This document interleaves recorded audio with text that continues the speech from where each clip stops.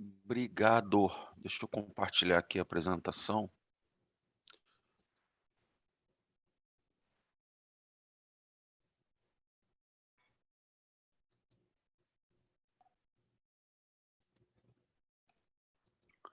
Vocês estão vendo no modo apresentação? Sim. Beleza. Bom, então, deixa eu só ajeitar um negócio aqui na minha tela para poder, se tiver alguém que perguntar alguma coisa, eu posso ver vocês. Maravilha. Bom, pessoal, primeiramente, agradeço ao SEACE, a espiritualidade maior, por mais uma vez permitir que eu possa estar aqui com vocês e trazer um pouco desse apanhado, desse compilado, para falar sobre a doutrina espírita. Hoje a gente vai falar sobre a introdução ao estudo da doutrina espírita, né, que está contido no Livro dos Espíritos, capítulo 1, 2 e 3. Bom, a primeira coisa que eu queria colocar aqui, de uma maneira não acadêmica, né, porque demoraria muito, vamos dizer assim, né, teria que aprofundar muito, mas quando a gente começa a fazer o estudo, qualquer estudo, seja de algum livro, seja de algum assunto específico, você vai, obviamente, nas obras, né, você obrigatoriamente vai em alguma obra, a não ser que você seja né, um gênio que já tenha muito conhecimento aí, você geralmente pesquisa. E mesmo assim, você pega os grandes autores, né, no final dos livros você tem lá o índice bibliográfico, então ele faz vários apanhados, até para ter fonte de consulta, né, é o que a gente costuma dizer no mercado, é o benchmark, né, será que o que eu estou dizendo faz sentido? Então deixa eu fazer uma comparação para saber se o que eu estou dizendo faz sentido para eu poder ter um norte, para eu poder ter um guia. E não é diferente na codificação espírita. Então na codificação espírita também existe um introito, ou seja, uma primeira colocação do nosso codificador, para que nós pudéssemos entender o que estava vindo um pouco mais à frente na codificação, principalmente no Livro dos Espíritos. Então, todo livro que se preza, um livro sério, um livro que tem um apanhado de conhecimento interessante, ele tem uma parte introdutória. Geralmente a introdução, ela traz para nós o que vai estar contido na obra e a maneira com que você vai ler essa obra. Então, por exemplo, nos livros de ficção, eles falam, olha, essa obra é uma obra de ficção, e geralmente a introdução diz um pouquinho quais foram as bases que o autor teve para poder fazer o desenrolar, para poder escrever aquela literatura. No Livro dos Espíritos, não, é diferente. Kardec nos traz a maneira com que se deveria entender a doutrina espírita em forma de estudo. Então, é de extrema importância, muitas vezes a gente passa batido, e eu não sou diferente, ávido de conhecimento, eu queria ir direto ao ponto, queria ir direto em algumas perguntas que iam sanar as minhas dúvidas daquele momento, há 25, 26 anos atrás, quando eu comecei a frequentar o SEACE e comecei a frequentar a doutrina espírita enquanto ávido de conhecimento. E, obviamente, eu passei batido pela introdução do Livro dos Espíritos e tempos depois, por consequência de você ter que estudar, você vai à introdução do Livro dos Espíritos. Então, eu gostaria de colocar essa base, né, essa fundação da importância da gente entender a introdução de qualquer literatura, né? Obviamente, você vai ficando mais maduro, né, como a Amanda falou, né, a gente está ficando mais maduro, não considero que é velhice, mas né, a gente está mais maduro, a gente vai entendendo determinadas coisas e vai vendo a importância de você encadear as suas ideias, principalmente no que tange conhecimento. Então é o que eu pretendo trazer aqui hoje, obviamente, o tempo é pequeno para explorar, principalmente nos itens 1, 2 e 3, principalmente no item 2, Kardec traz um apanhado de estudos que vão ser extremamente aprofundados, vão ser extremamente estudados por toda a literatura de apoio que alguns missionários trouxeram para a gente, seja no plano espiritual, seja no plano material. Então, o que esse apanhado traz para nós na introdução do Livro dos Espíritos, capítulo 1, 2 e 3? Basicamente, no item 1, e capítulo não, no item. No item 1, Kardec fala um pouco de espiritismo e espiritualismo, depois ele fala um pouco de alma, princípio vital e fluido vital, e depois ele fala da doutrina e seus contraditores. É muito interessante porque ele já dá um choque de realidade do que vem por aí em termos do Livro dos Espíritos. E ele, como codificador, colocando toda a sua capacidade científica e de codificação, obviamente, ele faz um apanhado e ele classifica o Livro dos Espíritos em primeira parte, segunda parte. Então, é muito interessante, mas, de novo, quando você lê com atenção. Até eu sugiro, é uma coisa que a gente tem feito bastante aqui em casa, no culto do lar, é você ler o Livro dos Espíritos de cabo a rabo, como dizia um outro, né, como diz no ditado popular. Inclusive capa e contra capa, porque traz ensinamentos bastante interessantes.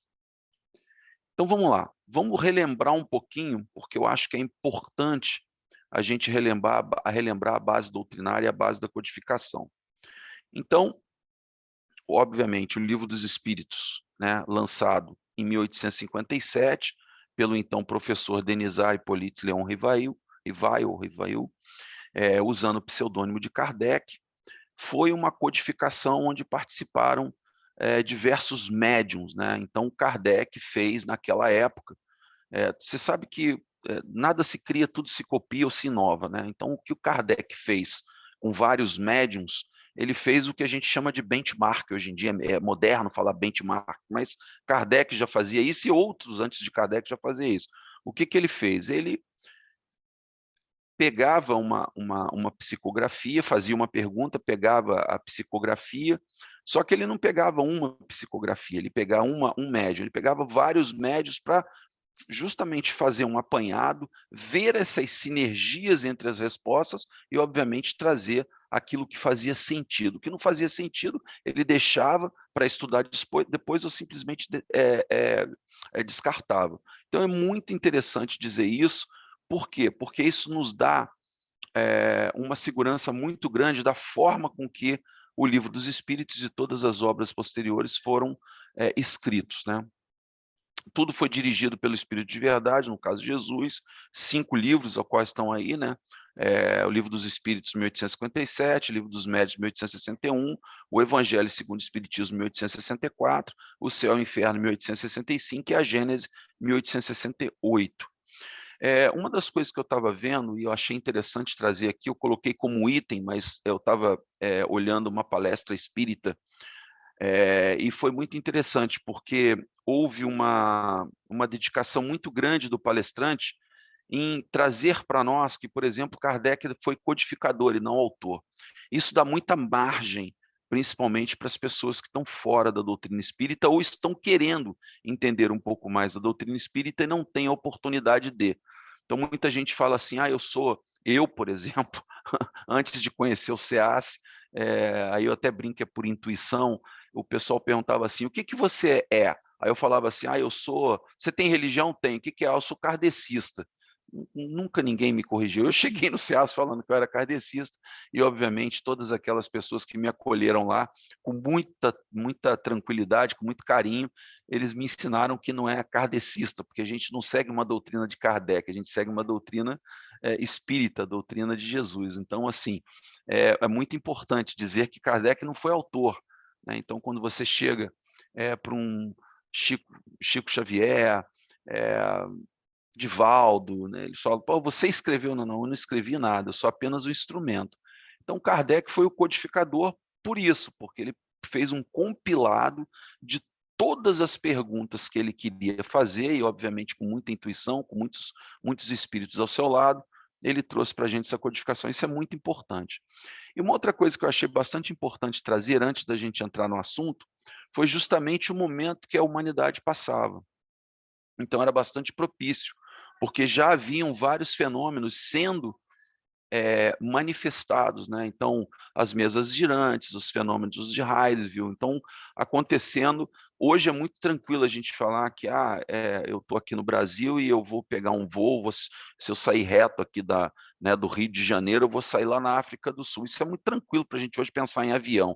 Mas aquela época não era assim, eram 2 continentes, né, uma distância muito grande, né, o transporte era muito menos viável e rápido do que é hoje, né? Então, essas manifestações ajudaram e propiciaram para que pudesse, naquele momento, haver essa terceira revelação, que é a doutrina espírita. Aí eu queria também relembrar uma coisa importante, já dei um spoiler aqui falando da terceira revelação, que é a primeira delas, é a gente falar da primeira revelação. Acho que isso é bastante importante quando a gente está estudando a doutrina espírita. Então, qual foi a primeira revelação? A primeira revelação foi trazida por nós através de Moisés, dizendo que existia um Deus único. Então, todas aquelas outras crenças de que tinha o Deus, que era o cabrito, o bode, o boi, o qualquer coisa, o adorno, não, que Deus é único, nosso Criador é único. Ele traz esse conceito também de você colocar as escrituras, então ele traz a Bíblia. Ele tinha essa necessidade, né? O mundo tinha uma necessidade de ordem, e obviamente muitas coisas que foram utilizadas naquela época foram necessárias, né, para aquela época, porque a humanidade ainda era muito ignorante. Eu me pergunto se a gente ainda não é ignorante, né? Eu acho que a gente melhorou, mas como dizem os de língua hispânica, siper no mútil, né? Então isso aconteceu há 3.500 anos atrás, então bastante tempo.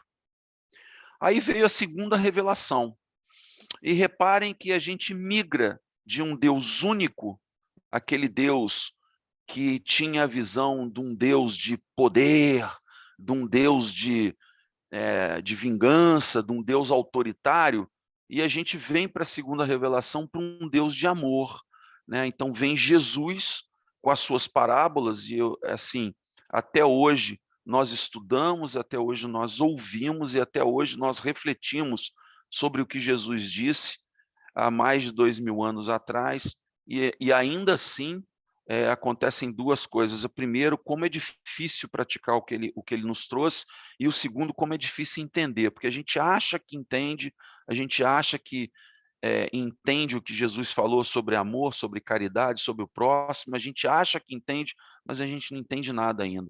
Então, no comecinho aqui do nosso papo, esse papo gostoso que a gente tem antes de começar a palestra pública, foi comentado: nós somos ainda espíritos jovens, ainda estamos na juventude. Não, nós ainda fazemos peraltices.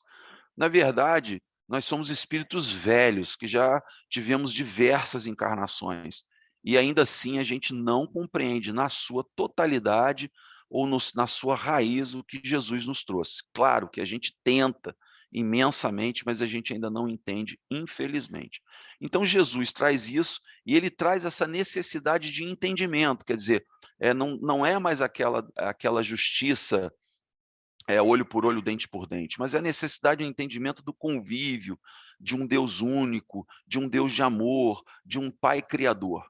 Então, e obviamente, não precisa nem dizer, ele introduziu de uma maneira brilhante o que era amor de verdade, o que é caridade de verdade. Isso há 2.000 anos. Então, a gente teve a primeira 3.500 anos, aí depois teve a segunda 2.000 anos atrás. Aí a gente veio para a terceira revelação. Aí vocês entendam uma coisa muito interessante, e eu quis trazer isso aqui porque eu acho que faz total sentido, né? A primeira revelação 3.500 anos, a segunda 2.000 anos, a terceira 150 anos atrás. É muito pouco, né? Se nós pararmos para pensar, é muito pouco, gente, é muito pouco. Quer dizer, a terceira revelação, ela vem com um cunho de conhecimento, ela vem com um cunho de verdade, ela vem com um cunho de mostrar e trazer à tona várias questões que ficaram em dúvidas desde a vinda de Jesus, e ela traz justamente isso. Por quê? Para nos dar a noção, né, da fé raciocinada. O pessoal costuma dizer: a fé é cega. De certo ponto tem razão, porque eu não vi, não vejo Deus, eu não vi Jesus, eu não, mas assim, existe a fé raciocinada, é o que eu costumo brincar com alguns amigos que me perguntam: eu queria ler o livro dos espíritos, né? Você é espírita? Alguns ainda falam: você é kardecista? Mas aquela primeira pergunta do livro dos espíritos é muito complicada para mim: o que é Deus? Eu falei: pois é, cara, ali a gente começa a separar, entendeu? A pessoa que tem vontade mesmo de entender ou não, porque o que é Deus? O que é Deus? Então, assim, Kardec nos traz, né, codificado pela espiritualidade, que é a causa primária de todas as coisas no ser supremo. Essa resposta, ela talvez não chegue com uma mesma intensidade que as outras perguntas que Kardec faz, mas existe esse percentual, esse pedaço de fé que a gente tem que ter, e eu acho que essa fé que o espiritismo nos traz, essa fé raciocinada, colocando a gente para pensar um pouquinho, inclusive nos próprios fenômenos espíritas, ela traz um conforto. Então ela deixa de ser aquela fé que não tem uma, vamos dizer assim, que não tem uma conotação, que não tem uma concretização, e ela passa a ser uma fé que ela traz alguma coisa concreta e menos abstrata. Traz para a gente também as causas e consequências, causa e efeito, né? Então, muitas das coisas que a gente vê acontecer e que nós vimos acontecer e nós ainda vemos acontecer, as atrocidades, né, que você faz, acontece numa existência sua, você chega para uma determinada religião, principalmente a religião cristã, católica principalmente, mas as outras também seguem um pouco disso. Você vai lá, mata, rouba, estupra, faz o que você quer fazer, e você chega no teu momento final, pede perdão e vai para o céu. Não é bem assim, né? Tem uma continha ali, dever e haver, né? Igual contabilidade. Então você tem ali um débito e crédito que você, em algum momento, você tem que passar pela justiça divina, porque não fomos criados para sermos infelizes, mas também a gente foi criado para nós termos a nossa responsabilidade e até aparar, acertar os erros do passado. Então, por isso que o espiritismo é extremamente progressista e também, obviamente, baseado no trabalho. Então, você trabalha numa existência para que a próxima existência você evolua e assim sucessivamente. Então, eu quis trazer isso aqui para que a gente tenha uma noção que, através dos tempos, houve uma preparação, migrando de um Deus único para um Deus de amor, e agora a gente traz o conhecimento. Então, eu acho que isso é importante, a gente ter essa noção, porque eu acho que aí a gente começa a ter um pouquinho mais de embasamento para a gente seguir adiante. Vamos lá. Então, capítulo 1. O capítulo 1 é uma coisa bastante interessante no que diz respeito, por exemplo, se nós pegarmos, né, a contracapa do Livro dos Espíritos, eu sempre menciono isso, acho que quem já assistiu alguma palestra minha espírita, seja pública ou no EJA ou no continuado, eu sempre falo isso, eu bato muito nessa tecla, não tenho problema de ser repetitivo. A primeira coisa que tem na contracapa do Livro dos Espíritos é doutrina, filosofia espiritualista, né? Por quê? Porque Kardec coloca muito claro que as doutrinas espiritualistas também creem na vida após a morte. Existem outras filosofias, outras religiões que acreditam na reencarnação. Então, Kardec também ele teve a preocupação de separar um pouquinho as palavras espiritual, espiritualista e espiritualismo, porque é muito bem definida, né? Então, o que ele quer dizer? Existe o material e existe o espiritual. Existe o espiritualismo e existe o materialismo. Não quer dizer que as doutrinas espiritualistas, ou as religiões, ou as filosofias, elas têm o mesmo cunho doutrinário, ou o mesmo cunho de conhecimento que a doutrina espírita. Não estou dizendo aqui que a doutrina espírita é a número 1, é nós que detemos todo o conhecimento, nós somos os intelectos, né? Nós somos, eu não estou falando isso, e aliás, longe disso. Eu estou falando que simplesmente nós cunhamos, né, através do nosso codificador, a palavra espiritismo. E a gente vai ver isso por quê? Porque a doutrina espírita e o espiritismo, ele traz as relações com o mundo material, do mundo material com os espíritos. Então, assim, existem religiões que elas não creem que você possa entrar em contato com o mundo espiritual. Existem pessoas que, por exemplo, que são totalmente materialistas e não acreditam nem na vida pretérita, nem no porvir. Então, assim, Kardec, com muito cuidado, cunhou esse tema espiritismo e criou a doutrina espírita, que, se a gente torcer assim, ó, a gente vai ver que aqui está muito bem colocado, que tem por princípio as relações do mundo material com os espíritos. Então isso é uma coisa muito clara. E assim, o Livro dos Espíritos, obviamente, ele traz muito detalhe, e às vezes são perguntas e respostas que, às vezes, a gente lê uma vez, tem um entendimento, lê a segunda, tem outro entendimento, lê a terceira, lê a quarta, lê a quinta. Então, por isso também que é importante a gente ter literaturas de apoio, isso ajuda muito a gente a compreender. Então, da mesma maneira que tem o Livro dos Espíritos, existem outras literaturas, obviamente literaturas de autores espirituais e médiuns que psicografam sérios, que dão muito suporte ao que a gente pensa e o que a gente lê e o que a gente começa a fazer a nossa compreensão do espiritismo.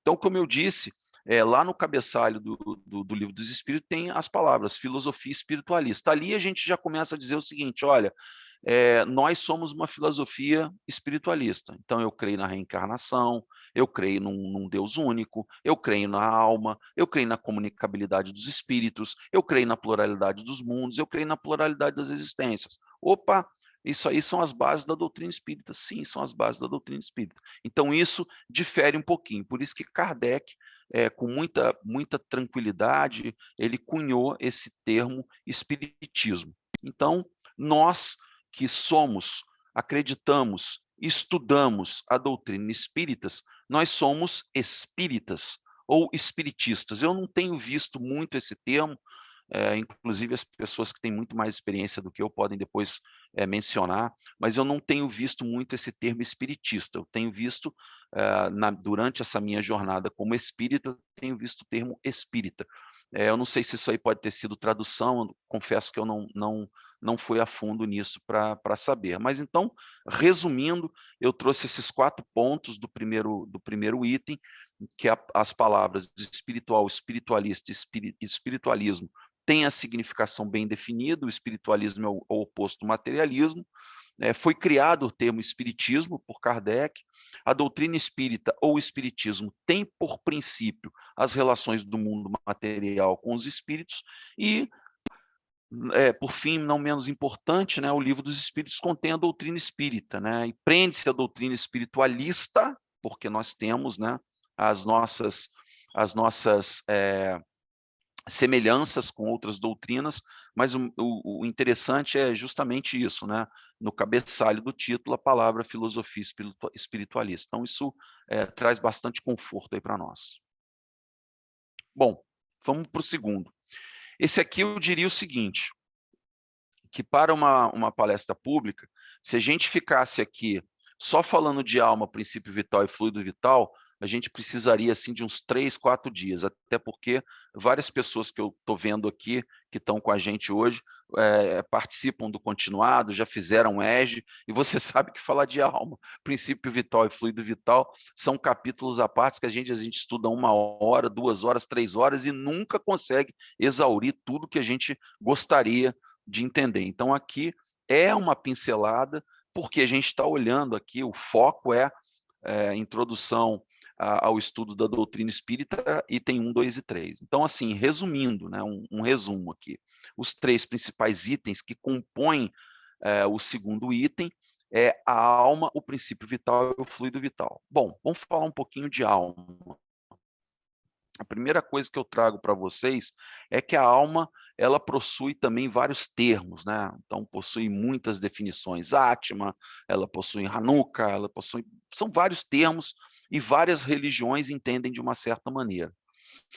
Para a gente deixar uma coisa bastante clara, é que a alma, ela não se extingue quando a gente desencarna, quando acaba a vida orgânica, porque se fosse isso, nós estaríamos com uma visão materialista. Pelo contrário, a alma ela continua a sua jornada no plano espiritual. Nós, espíritas, sabemos que a gente chama, o que chama de alma, nós chamamos de perispírito. Então, para muitas vezes a gente fala, o perispírito ele é plástico, ele é etéreo, ele é moldável, e é mesmo, a gente só não consegue definir ainda a matéria.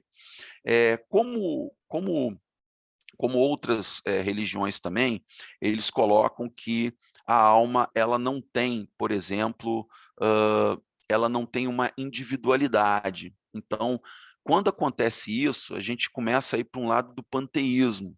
Então, assim, a alma não tem individualidade, você desencarna, ela bum, volta para o Criador. Não é isso. A alma tem a sua individualidade, nós temos a nossa individualidade, e isso é importante frisar para que a gente não tenha dúvidas quando a gente está passando isso. Então, isso é muito importante. Então, quando a gente começa a discutir esses méritos, né, considerando, né, o lado linguístico, né, existem essas questões que são bastante aplicadas no que diz respeito à alma, e obviamente, a gente pode colocar algumas definições que, inclusive, estão no Livro dos Espíritos, que é um ser imaterial, individual, que reside em nós e sobrevive ao corpo. Eu acho que isso já explica bastante sobre a alma. Eu acho que não, com relação a isso, não existem dúvidas, porque a gente sabe do que a gente está falando aqui. Então, quando a gente se refere à alma, a gente está falando, obviamente, que ela sobrevive ao corpo, ela tem outras designações em outras religiões, mas a gente sabe que ela mantém a sua individualidade. E eu acho interessante que quando a gente coloca no Livro dos Espíritos a alma como ser imaterial, eu, por exemplo, já participei de estudos em que muita gente queria achar uma definição material, química, para o perispírito. E eu achei aquilo interessante, porque ainda não, obviamente já trouxeram muitas coisas para nós através das obras de apoio, mas não tem ainda, talvez não seja o momento da gente saber a composição química, a composição orgânica, como a gente sabe do nosso corpo. Ah, meu corpo tem 70% de água, tem fósforo, tem ferro, tem cálcio, magnésio, talvez não seja interessante para nós. Já trouxeram que, por exemplo, quanto mais você é evoluído, a sua composição orgânica, enquanto ser material, ela é mais etérea, ela é mais suave, ela é menos animalizada. Beleza, mas e o perispírito? Ainda não cabe a nós ter esse entendimento. Agora, o que eu posso passar para vocês, eu não sei se vocês já leram, é um livro que eu considero um livro. Eu voltei para o ensino médio quando eu li esse livro, inclusive a Amanda, foi a Amanda que me indicou na época, já tem bastante tempo, e eu falei, Amanda, eu estou lendo o livro, mas eu estou tendo que olhar, estou indo na internet buscar aula de biologia, porque o livro, ele, ele é uma aula de biologia. Eu estou falando do perispírito e suas modelações. Então, assim, é extremamente interessante o livro, um livro muito, muito técnico, não é um romance, é um livro técnico. Mas ali, se você quiser entender um pouquinho de perispírito que está relacionado à alma, esse livro vai ajudar bastante. Mas eu já adianto a vocês que é um livro que eu comecei a ler, parei, comecei a ler, parei. Quando eu cheguei na metade dele, eu parei. Aí eu falei assim, não, eu vou ler esse livro até o final. E depois da metade do livro, ele realmente fica bastante interessante. E eu sempre indico aqui também, eu acho que vale a pena a gente ter um pouquinho de curiosidade. Tem vários livros na literatura que vocês podem pegar, mas tem um romance que eu acho que é interessante também, já que a gente está falando de ser imaterial, de individualidade e dessas existências, eu acho que é legal também aquele livro que fala sobre Santos Dumont, o Ícaro Redimido, são as minhas literaturas prediletas, são livros que eu acho que são... Perispírito é um livro técnico, mas o Ícaro Redimido é um livro bastante romanceado, então ele é fácil da leitura, ao mesmo tempo que também tem umas coisas, uns aspectos bastante técnicos, mas eu acho que é interessante para que nós possamos entender um pouquinho mais sobre o tema. Tá bom? Bom, deixa eu passar para o princípio vital. Bom, gente, princípio vital. Aqui eu acho que resume tudo, mas assim, ele é tão simples e ao mesmo tempo ele é tão denso, tão complexo. Então, o princípio vital, o princípio da vida material orgânica, seja qual for a sua fonte, que é comum a todos os seres vivos. Legal. Todo ser vivo tem um princípio vital? Tem princípio vital. Tem um princípio vital. Então, assim, a matéria orgânica sem o princípio vital, ela é uma matéria morta, ela é uma matéria inerte, vamos chamar assim. Então, quando a gente fala de princípio vital, é o princípio da vida material orgânica. Mas, assim, eu acho que interessante distinguir, né, da palavra vitalidade porque muita gente fala e confunde vital com vitalidade, não é isso, a gente tem que dissociar isso, porque o princípio vital, ele é a parte que dá, né, é como se você estivesse colocando ali uma carga naquela matéria orgânica para que ela tenha vida. Então, o princípio vital, ele é extremamente denso nesse entendimento, simples, né, do jeito que a gente está falando aqui, mas é extremamente denso. E assim, por consequência, eh, que a gente não pode contestar, é que todo ser orgânico, né, inclusive está aqui na introdução, todos os seres orgânicos têm em si uma força íntima que determina o fenômeno da vida. Enquanto essa força existe, é que a vida material é comum a todos os seres orgânicos, independente da inteligência e do pensamento, que a inteligência e o pensamento são faculdades próprias de certas espécies orgânicas. Finalmente, que entre as espécies orgânicas dotadas de inteligência e de pensamento, há uma dotada também de um senso moral especial que lhe dá incontestável superioridade sobre as outras, a espécie humana. Aí uma vez perguntaram assim para mim, eu estava num aniversário e tinha o pai de um amigo meu, que tinha acabado de perder a esposa, perder, né? Perder, essa palavra não é muito boa, mas enfim, a esposa tinha acabado de retornar ao plano espiritual e ele estava muito, muito chateado, triste, né? Era um unha e carne, 30 anos de casamento, e falou assim, e começou a querer puxar papo, né? E eu achei ali que o local não era adequado e tal, né, eu estava tomando minha cervejinha, então eu falei: "Puxa vida". Mas eu vi que ele estava ávido. Aí ele virou para mim e falou assim, tipo, eu não sabia se era para me provocar ou não. Ele falou assim: "Mas e aí, gafanhoto tem alma? Aquela lagartixa ali tem alma?" Aí como é que eu ia explicar para ele que tem princípio vital? E eu comecei como ele era engenheiro, né, e militar, né, anos e anos eu comecei a tentar puxar alguma coisa para que ele entendesse que um corpo orgânico precisa de algum tipo de energia para que ele seja animado. Aí ele começou a entender. E aí eu falei da individualidade, da inteligência, obviamente sem tentar confundir a cabeça, né, porque senão você mais atrapalha do que contribui, mas resumindo, né, se a gente pegar no final e resumindo, a gente consegue ter um pouquinho de tendência. Então, assim, eh, resumindo aqui, né, eh, ainda existe, né, confusão, né, quando se a gente se usa o termo alma, princípio vital, existe uma certa confusão ainda. Não é que seja uma confusão de quem é leigo, às vezes a gente faz uma certa embaralha um pouco as coisas, mas a gente acredita que quando você consegue entender, né, e dissociar, como eu falei, vitalidade, princípio vital, enfim, é muito mais fácil. E por último, não menos importante, o fluido vital. Então, fluido elétrico animalizado, também designado por fluido magnético, fluido nervoso, enfim. Eu digo o seguinte: nós estamos imersos no fluido cósmico universal. Então, imagina, como, por exemplo, eu explico para algumas pessoas o que é energia, né. Então: "Maurício, mas como funciona esse negócio de energia? Porque, poxa, tem energia solar agora, tem energia eólica, tem energia, de biomassa, tem energia nuclear, tem energia das fontes hídricas, como é que funciona isso? Para onde que vai esse trem?", né. Então, o que eu costumo dizer é o seguinte, ó, imagina que você está num grande lago.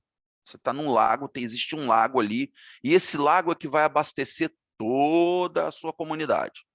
E nesse lago, você tem que depositar água. Você vai depositando água, depositando água. Então, tem uma torneirinha que entra e tem uma outra torneirinha que sai. Todas as energias são colocadas ali para que elas sejam distribuídas. Não importa se ela é hídrica, se ela é solar, se ela é eólica, se ela é de termoelétrica, se ela é limpa, se ela não é limpa, vai para aquele lago e as torneirinhas é que vão distribuir essa energia para a comunidade, seja para o seu bairro, cidade, estado, país, mundo. O fluido cósmico universal, fazendo uma comparação muito, né, muito leiga, vamos dizer assim, é a mesma coisa, a gente tá envolto nele. Nós estamos mergulhados no fluido cósmico universal. Então, tudo que a gente entende como material e espiritual, está imerso dentro do fluido cósmico universal. Tá, e o fluido cósmico universal é o sopro de Deus, como dizem, né? É o sopro de Deus. A gente está ali, então a gente tem esse fluido elétrico animalizado, também designado por fluido magnético. Então, a gente passa a estar imerso nesse fluido cósmico universal, e esse fluido vital faz parte, por exemplo, do princípio vital que anima a matéria. Bom, cara, qual o melhor exemplo que a gente podia dar? Falei esse da piscina, do lago. Outro exemplo que a gente pode dar é o seguinte: como que a gente, por exemplo, consegue pensar em alguma coisa? Eu não sei se vocês já tiveram essa experiência, mas eu tento praticar isso, inclusive com aqueles desencarnados que tenho afeto com eles, é mandar, né? E se você e eu vi isso na literatura de André Luiz. Eu tento mandar, por exemplo, flores quando eu lembro da minha mãe, do meu pai, de algum ente querido que já não está aqui no plano material. Eu tento pensar em flores para que eles recebam flores, tento pensar em abraços para que eles recebam os meus abraços. No filme Nosso Lar, tem uma cena muito bonita, né, que uma pessoa que trabalhava com André Luiz, ou que foi atendida por ele, agradece muito, e ele recebe aquele agradecimento quando ele está no plano espiritual. Então, como que a gente justifica isso? Olha, a gente justifica isso através do fluido cósmico universal, por exemplo. Como é que a gente justifica, por exemplo, que o pensamento tem forma? Qual seria o conduíte para esse pensamento ter forma e para ele sair de um lado e chegar no outro? Concordam comigo? Qual seria, com que embasamento, qual composto que tem ali químico que faça com que eu consiga ter esse pensamento chegando em outros lugares? A gente sabe que quanto mais evoluídos somos, mais evoluído seremos no que diz respeito até a forma de comunicação. Vai chegar uma época que a gente não vai precisar nem usar o nosso aparelho vocal para se comunicar, a gente vai se comunicar através do pensamento. Então tem que ter um conduíte, tem que ter alguma coisa que faça isso chegar. Né? Então é o que eu brinco, né? Brinco não, o que eu falo. O que é a luz? É a ausência da escuridão. O que é a escuridão? A ausência da luz. Então você tem que ter um meio que você permita com que isso, né, chegue até você. E esse fluido é o fluido cósmico universal, e o que anima a matéria é o princípio vital. Então, assim, eu sei que existem muitas coisas ainda para a gente estudar, não é só isso, não é aqui com meia dúzia de palavras que o Maurício está falando, que a gente vai ter uma compreensão completa. Mas eu chamo a atenção para o tema que a gente está fazendo, que é a introdução à doutrina espírita, e Kardec já começa a nos preparar para o que vem depois no Livro dos Espíritos. Então ele já começa falando um pouco de alma, começa falando um pouco de princípio vital e começa falando um pouco de fluido vital. Bom, passando para o terceiro, que é o último aqui do nosso papo de hoje, a doutrina e seus contraditores. Então eu também trouxe 4 itens para que a gente possa entender o que Kardec estava querendo nos preparar para o que vinha, não somente no Livro dos Espíritos, mas no restante da codificação. Pois bem, o primeiro deles é que num fato originador, ou seja, as mesas girantes, identificou-se um princípio inteligente. O que aconteceu com Kardec quando ele viu isso, e quando alguém chegou para ele e falou assim, tem uma mesa lá que bate, você faz pergunta, ela responde. E naquela época, mesmo ele fazendo parte da Academia de Ciências de Paris, e como um cientista que era, né, um professor, ele de cara, ele fez o que acho que a maioria faria. Não, espera aí. Mesa, cadeira, não tem inteligência. Tem alguma coisa aí que tá esquisita, eu preciso averiguar isso. E, obviamente, ele foi averiguar o que acontecia. Então, ele falou, se a mesa está girando, se a cadeira está respondendo, se alguém está batendo, tem que ter alguma coisa por trás disso, e, obviamente, que é o último item ali, tinha fraude sim, e existe até hoje fraude, né? Existem pessoas que tiram proveito disso, a gente sabe muito bem disso. Algumas até têm a oportunidade, por exemplo, de ter uma mediunidade aflorada, e tiram proveito disso, né, com materialismo, né, cobrando, enfim. O que você recebeu de graça, você não deveria cobrar, né.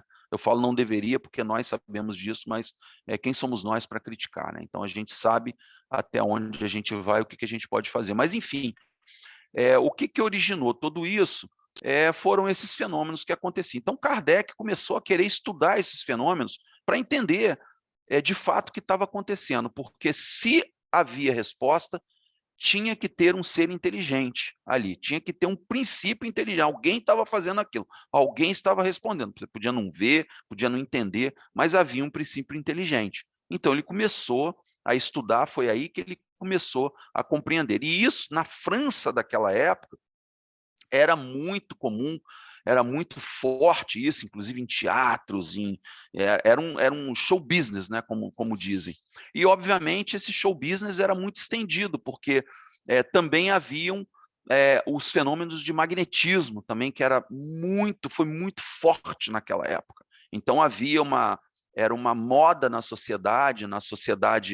Aí eu estou falando na sociedade como um todo, tá, gente? Obviamente, os menos afortunados, eles tinham menos acesso a essas informações, mas era moda. Então, os fenômenos magnéticos, magnetismo, esses fenômenos das mesas girantes, os fenômenos sobrenaturais, a conversar com mortos, era um show business, né? Então, obviamente, alguns sérios, outros não, só que um dia o Kardec foi averiguar e falou assim, opa, tem alguma coisa aqui, eu preciso entender isso um pouco melhor. Obviamente, como parte da doutrina espírita, se observou que não eram só fenômenos naturais ou físicos, né? Então tinham outras coisas ali, inclusive no que diz respeito aos próprios médiuns depois, que vieram a fazer parte da codificação e ajudaram a Kardec a fazer essa codificação, percebeu-se que não era só um fenômeno natural ou físico, tinha muito mais coisa naqueles fenômenos, naquelas ações, o que despertou, obviamente, o interesse de vários cientistas. É claro que Kardec teve muita dificuldade, e eu fico imaginando ele como cientista, porque o que eu falo aqui, né, muita gente, existe uma discussão muito grande no meio espírita se o espiritismo é ciência. Eu mesmo discuto, a Paula está aqui do meu lado, a gente discute muito isso, né? A gente às vezes se perde aí nos devaneios, mas é muito interessante porque ora eu não gosto dessa ideia de que o espiritismo é ciência, ora eu paro e falo com alguns argumentos que ela me dá que, poxa, então o espiritismo é ciência. Então, assim, não é o foco aqui, não vou discutir isso, mas eu fico imaginando Kardec como cientista, porque a ciência, ela tinha, na sua essência, tinha acabado de surgir. Ou seja, a ciência é o quê? É você ter uma metodologia onde você consegue, número 1, fazer a observação de um fenômeno, número 2, fazer a experimentação do fenômeno, e número 3, fazer com que esse fenômeno seja reproduzido. Então, para Kardec foi muito difícil, eu fico imaginando como foi difícil para ele, porque observar, tranquilo, ele observou, compilou, codificou e tudo bem. O segundo, que foi justamente ele conseguir fazer com que aquele fenômeno passasse da observação e chegasse na execução, ele conseguiu também sem problemas. O terceiro é que era duro, né? Você chegar numa reunião de cientistas da época, e algum cientista, obviamente, isso acontece até hoje, né? Estudiosos da USP, estudiosos aqui da Universidade Federal de Juiz de Fora, estudiosos da Universidade de São Carlos, eles passam por isso. Falam, então tá bom, beleza, estamos aqui, vamos fazer o experimento. Vamos lá, estou aqui sentado, faz um espírito aí aparecer, faz um espírito se comunicar. E a gente sabe que não é assim. Então essa é a meu grande embate interno com relação a espiritismo e ciência, e eu fico imaginando como que Kardec, Lurdinha, eu vou admitir a Hilda aqui, tá? Ela está tentando aqui. Então eu fico imaginando como que Kardec, né, o quanto ele, entre aspas, sofreu até chegar a esse consenso de você, né, conseguir não se convencer, né, porque eu acho que ele já sabia que tinha ali um princípio inteligente, mas como que ele poderia propagar isso e a maneira com que ele ia propagar, já que a terceira etapa de um apanhado científico é você reproduzir o experimento, e esse experimento não era tão fácil assim de ser reproduzido, né. Então, assim, eh, por outro lado, né, como ele conseguiu, né, que eu falei lá no iniciozinho, ele conseguiu através de um processo científico, né, então ele usou, para codificação, ele usou, muita a metodologia de codificação hoje em dia o pessoal chama até de taxonomia, né, a taxonomia, quem fez biblioteconomia sabe bem disso, né, você taxonomiza, você classifica, uma série de conteúdos para que você possa acessar esses conteúdos de uma maneira, mais prática e inteligente. O que Kardec fez naquela época é justamente classificar isso usando um processo científico. Então, assim, ele usou o processo científico, ele observou, ele executou, ele fez com que aquela observação fosse feito um experimento.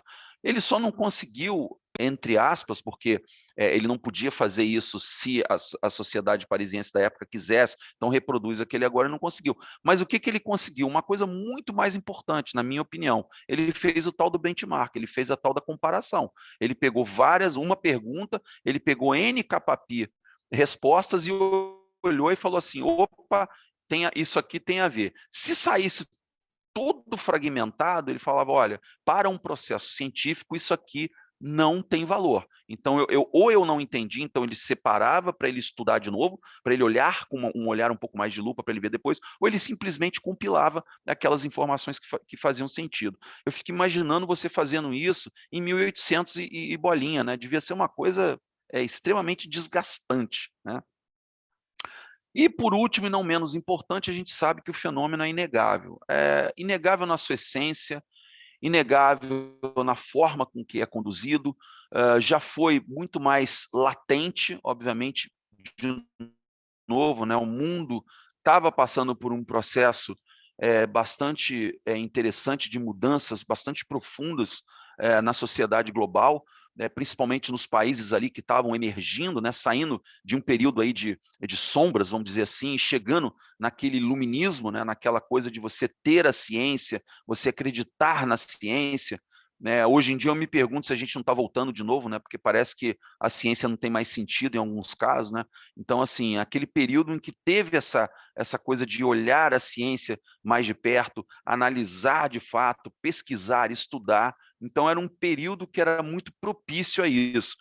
E obviamente, assim, isso aqui que eu fiz aqui, gente, não é nem o Maurício que colocou essas palavras aqui, isso aqui está lá no Livro dos Espíritos, que apesar das fraudes, o fenômeno é inegável, porque como eu falei, existiam as fraudes, e existem até hoje, né, mas o fenômeno em si era inegável, inegável.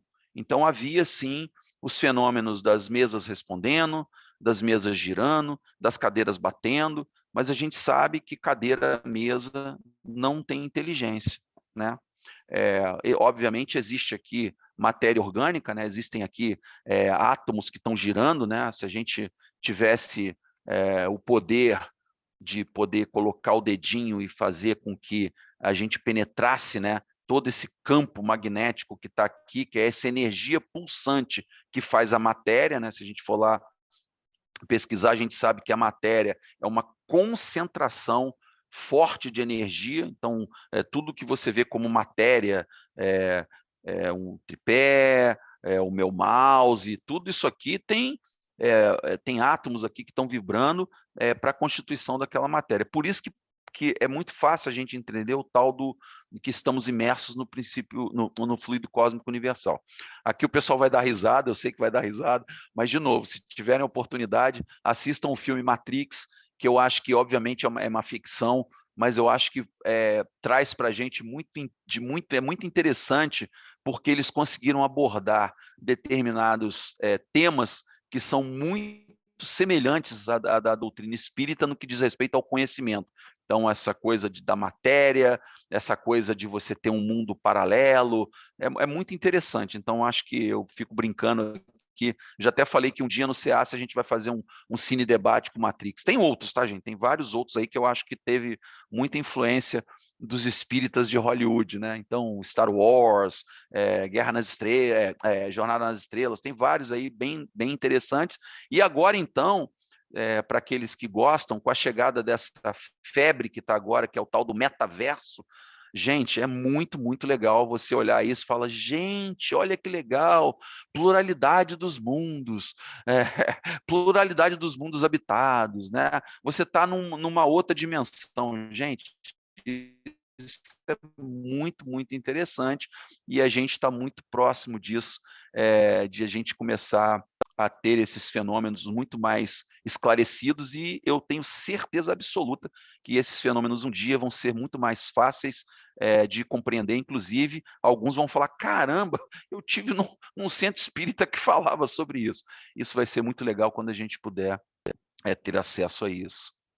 E, pessoal, era isso que eu queria trazer para vocês. Eu queria agradecer imensamente por esse tempo aqui com vocês no SEAS.